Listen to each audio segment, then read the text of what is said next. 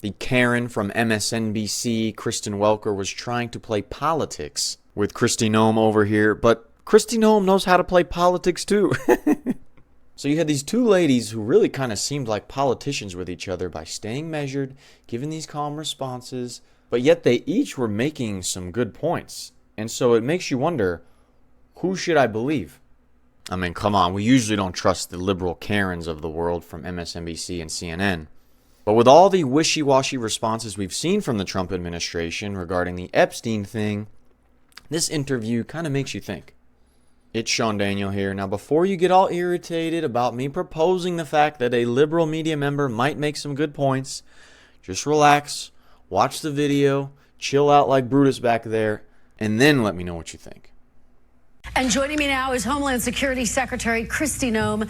Secretary Noem, welcome back to Meet the Press. Thank you. Thank you so much for inviting me today. Thank you for being here after a remarkably busy week. I did have an opportunity to speak with President Trump by phone. He did praise your response to the floods in Texas. There are obviously a lot of questions, though, so I want to talk to you about some of those, including about a rule that you recently implemented.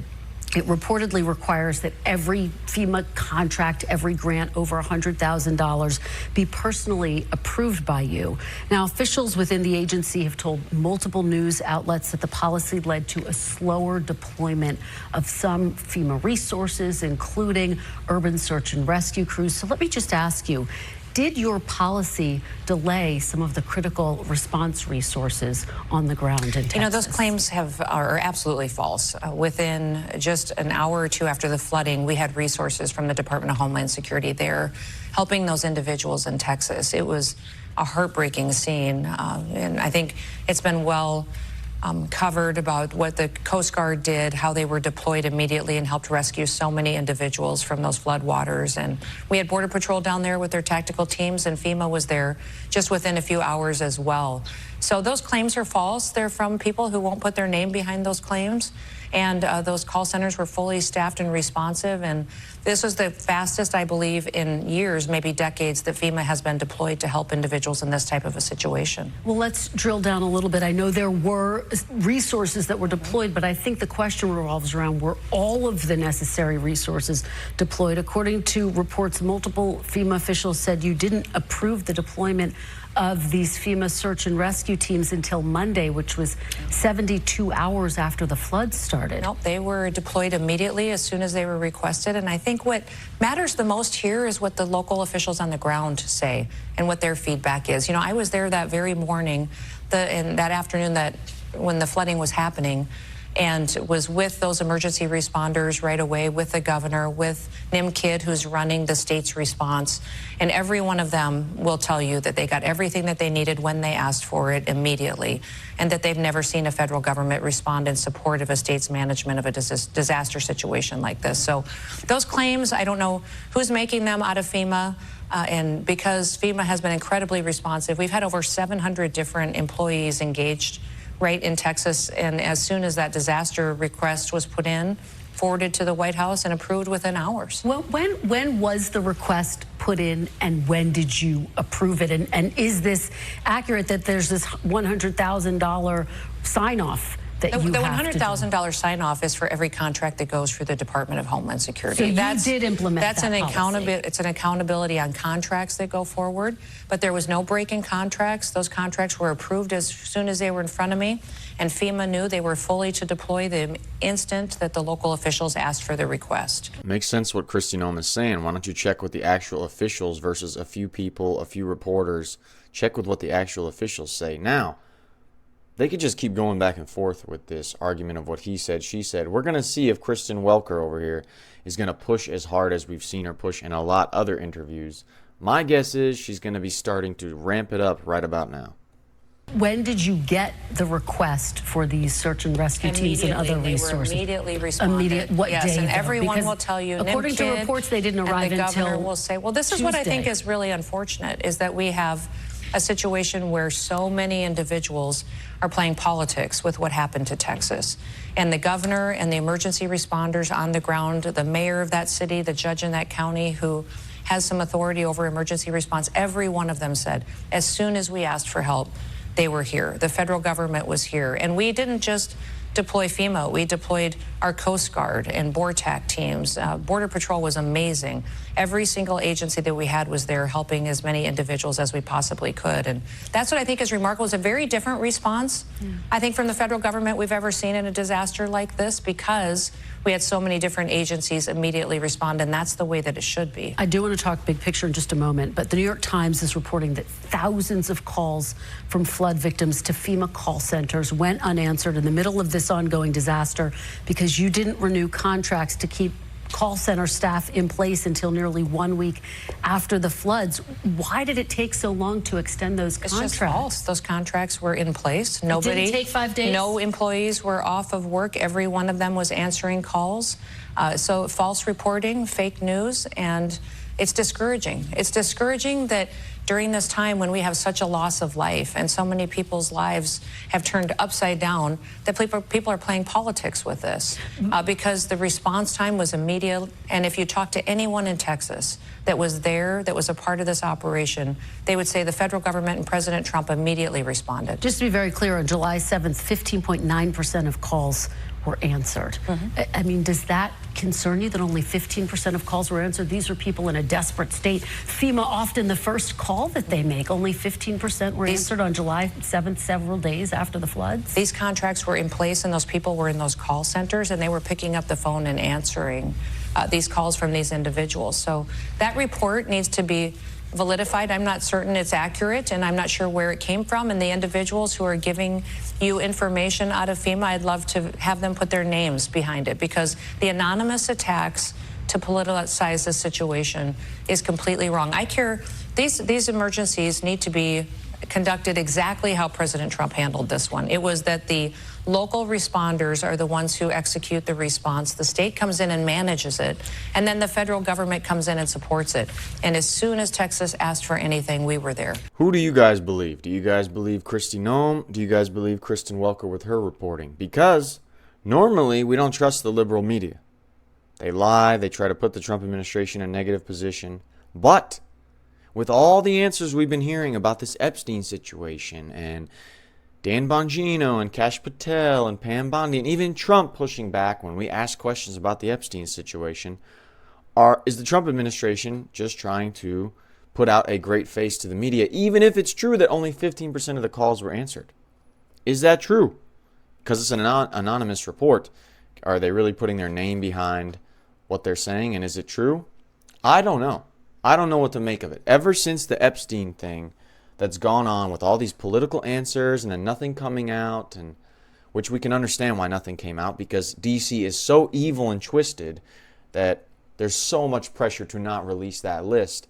But we have so many people in the Trump administration, including Trump, backing people off from asking questions about Epstein. So I don't know who to believe in this situation. You guys let me know in the comments who you believe. Kristen Welker right now or Kristi Noem? Just very quickly, I mean, disasters often cost millions, if not billions of dollars. You've acknowledged there is this policy you implemented to sign off on contracts that exceed $100,000.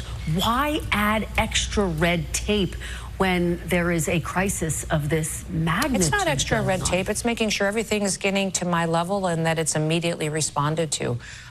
This was not slowed down at all. In fact, it was much more responsive. If you remember, I was there. I was standing right there long before this report ever came out, and people were asking and we were granting permission in real time. So the false reporting has been something that is inappropriate, and it's something that I think we need to clear up, and that this response was by far the best response we've seen out of FEMA, the best response we've seen out of the federal government in many, many years, and certainly much better than what we saw under Joe Biden. Two more quick ones on FEMA, then we need to get to deportation. Senator Elizabeth Warren is calling for you to resign. Your response, is there any chance you would resign? No, there's not, and I hadn't heard that, but, you know, I don't care what she thinks. Who cares what Pocahontas thinks? She should resign from being a Native American. And notice how often Kristen Welker says very quickly before each question. I know her job is not easy. I don't want to go into criticizing a TV host that has to do a live show like this, but she says it almost before every question. Listen. Very quickly, we have heard President Trump, we have heard you say that ultimately FEMA needs to be eradicated. We heard the tone shift a bit this week. Bottom line, Madam Secretary, will the president move to eradicate FEMA altogether? No, I think the president recognizes that FEMA should not exist the way that it always has been. It needs to be redeployed in a new way, and that's what we did during this response. If you saw, it's not just FEMA that can respond in these situations. The federal government has all kinds of assets, and we deployed them. The Coast Guard coming in and saving individuals with their rescue swimmers, with their helicopters. They had a fixed-wing aircraft deployed as well. Border Patrol with their BORTAC teams, and now we've got also some dog teams that are down there helping with recovery efforts, and then FEMA alongside of them helping people setting up shelters, deploying supplies. It was all immediate, and that's what the president wants to do, is empower these states to run their emergency, and we come in and support them. And immediately when those requests were made, they were approved and deployed. So I just want to be very clear, and we're going to move on to deportation. President no longer wants to eradicate FEMA, but what you're saying is to overhaul FEMA, but not eradicate it altogether. I think he wants it to be remade so that it's an agency that is new in how it deploys and supports states. I don't know why she tries to create this premise like Trump wants to not serve the American people. If you guys have been around him or even been at a rally, you can see he's got great energy about him, and he seems so genuine and like he's there for the people. And they try to create this idea that he doesn't want to. He wants to hold back things so people in a disaster situation can't get the help they need. What? We saw that was evident with the North Carolina floods, under the Biden administration. And we were like, what is going on? We had Trump go there to talk to people, just to talk, before Biden did. But was Kristen Welker talking about that? I don't know. Let me get your reaction. A federal judge in Los Angeles temporarily blocked ICE raids in Southern California, saying that federal agents cannot target people without reasonable suspicion and using factors like skin color, the language that people speak. Will you comply with the judge's order? Absolutely, but we've never done that. We've never done that. What we have always done is built a case and done investigative work in who we go after and who we target. And so this judge is ridiculous in the fact that he put forward a decision like this. We will appeal it and we will win it, because over and over again, when our ICE officers are out there getting the worst of the worst off of our streets, they're using the investigative backgrounds and information that they have from either criminal records or what they have for charges, or individuals who are breaking our federal laws that need to be brought to justice. Madam Secretary, Tom Homan, the White House border czar, said as much this week. He told Fox News that physical appearance was a factor in detaining individuals. What do you say to those who hear that and say that is racial profiling? The facts of how we do our investigations and our casework and what ICE officers are doing today is they're going out there and building a case just like other law enforcement officers do.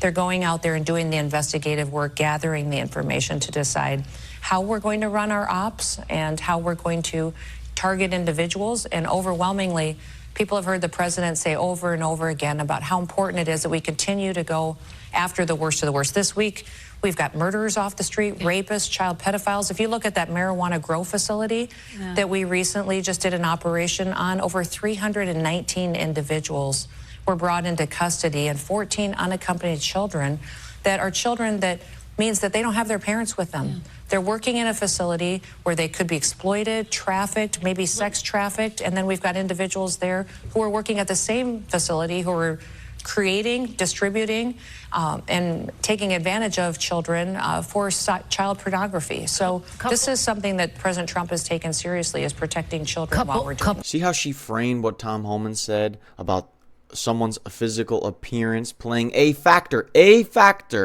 in who they decide to detain and question based on other things they've seen.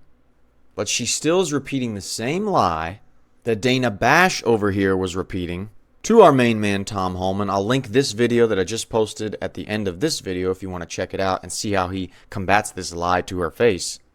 Now, Christy over here is not that fiery and combative like we saw our man Tom be, but she still points out the facts that these people do investigation. These ICE guys that you see in the background right here to my right, they're not just rounding people up just because they want to, because they look Hispanic. Do we think that there's actually a lot of pressure among ICE agents, among ICE departments to get a certain number of arrests per day?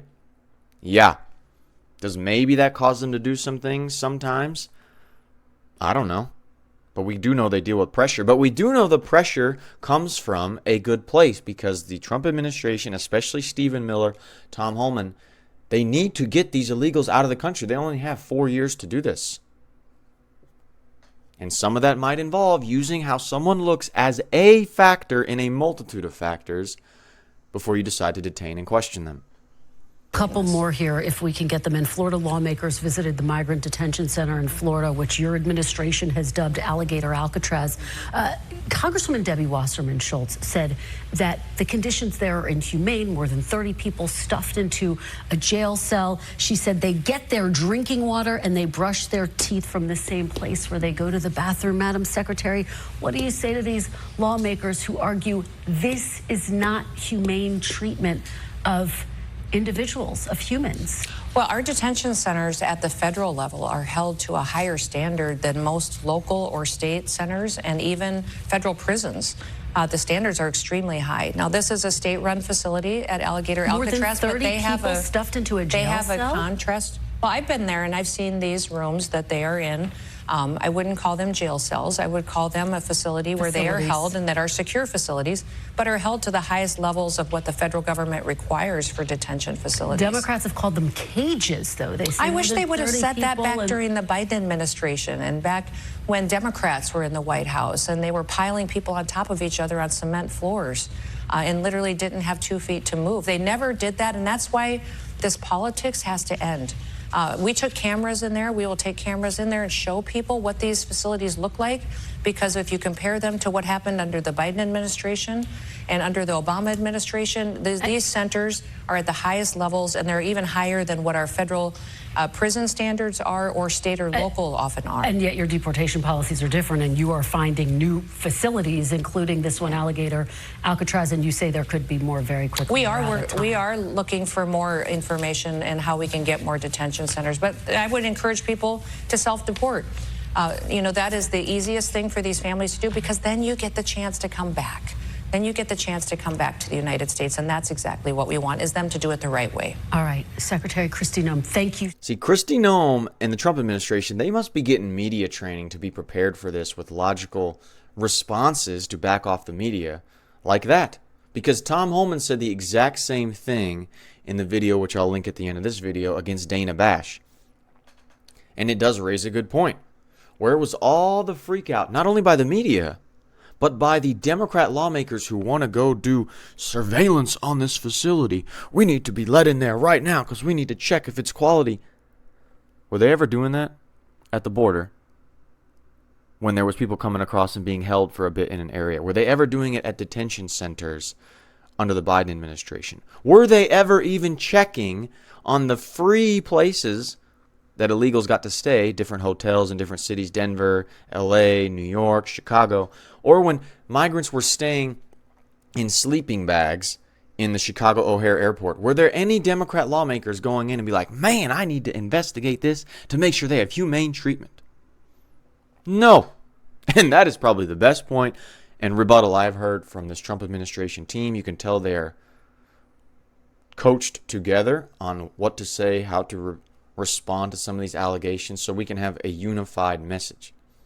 It's SeanDaniel here, and if you want to see Tom Homan give some of those amazing rebuttals to CNN's biggest Karen over here, Dana Bash, who was much more aggressive than Kristen Welker, check out this video right here. Trust me, Tom goes after her and gives some of the best answers I've ever heard. And I will see you in the next one. Hopefully that one, because it's a Karen getting owned. Thanks for watching.